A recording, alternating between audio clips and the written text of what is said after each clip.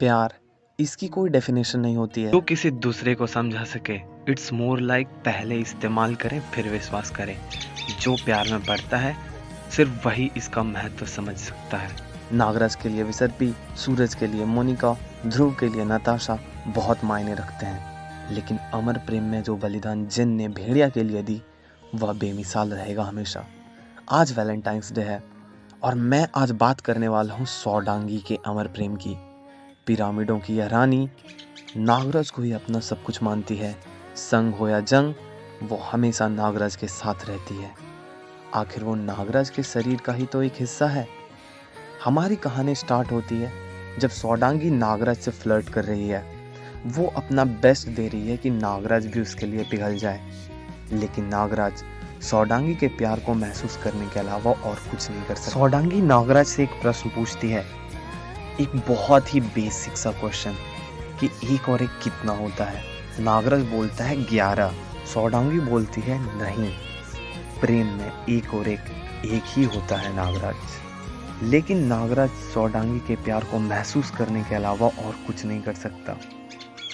आगे वह नागराज से विदा ले रही है क्योंकि अभी वो इजिप्ट जाने वाली है महापूजा के लिए, और सौडांगी नागराज से बिछड़ने वाली है थोड़े समय के लिए। लेकिन ये थोड़ा समय सौडांगी के लिए मानो एटर्निटी है। वह बेचैन हो रही है नागराज से दूर होकर क्योंकि उसका मन अभी भी नागराज के पास है। तो सौडांगी की परम मित्र शू उसे बताती है कि एक गुफा है हीस्टर नाम की, जो कि तिलस्मी है और किसी का भी इतिहास दिखा सकती है।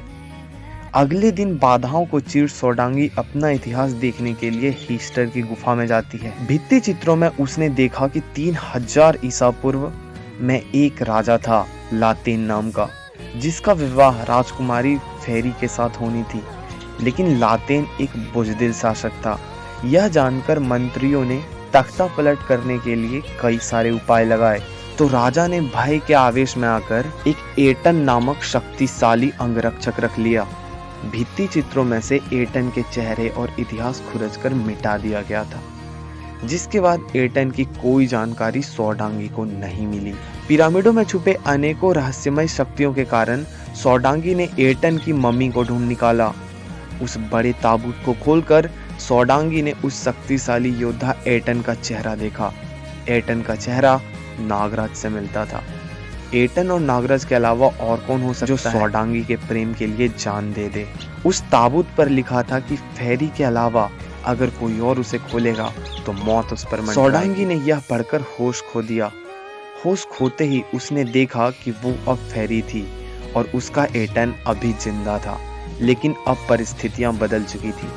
एटन फेरी का प्रेम चाहता था, लेकिन फेरी लातेन को अपना मान चुकी थी। फेरी एटन के प्रेम को महसूस करने के अलावा और कुछ नहीं कर सकती थी। एटन फेरी की हर बला खुद पर ले लेता था, साए की तरह साथ रहकर उसकी रक्षा करता था। लेकिन अब कल फेरी उससे बिछड़ने वाली थी, तो वो फेरी से पूछता है कि एक और एक का जोड़ क्या होता है।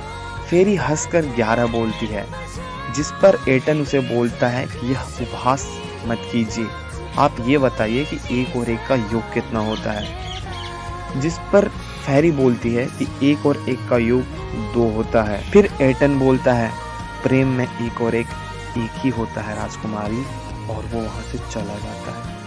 पुरानी कहावत है कि प्रेम और सुगंध कभी नहीं छुपते। माजरा जानकर राजा लातेन हुक्म देता है कि इस कार्य के लिए एटन और फेरी को सौडांग नाम के विषैले कैक्टस पर सुला दिया जाए। एटन योद्धा था, उसने स्वयं की रक्षा कर ली, लेकिन जब तक वह फेरी को बचाने पहुंचा देर हो चुकी थी। एटन ने कूदकर फेरी की मौत को अपने नाम कर लिया। फेरी उसके ऊपर गिरी और बच गई, लेकिन निब्बी फेरी ने चाकू मारकर आत्महत्या कर लिया। उसने मरते हुए कहा कि हर जन्म में वह एटन से ही प्यार करे।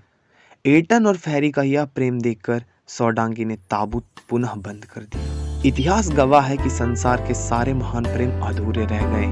प्रेम, मोहब्बत, इश्क, प्रीत, प्यार, इन सब में एक ना एक वर्ड आधा है, क्योंकि प्रेम कभी समाप्त नहीं होता।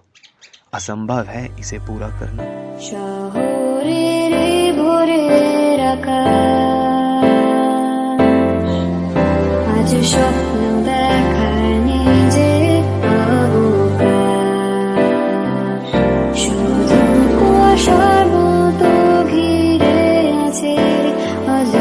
শূন্যতা খুঁজে বেড়াই হারিয়ে যায়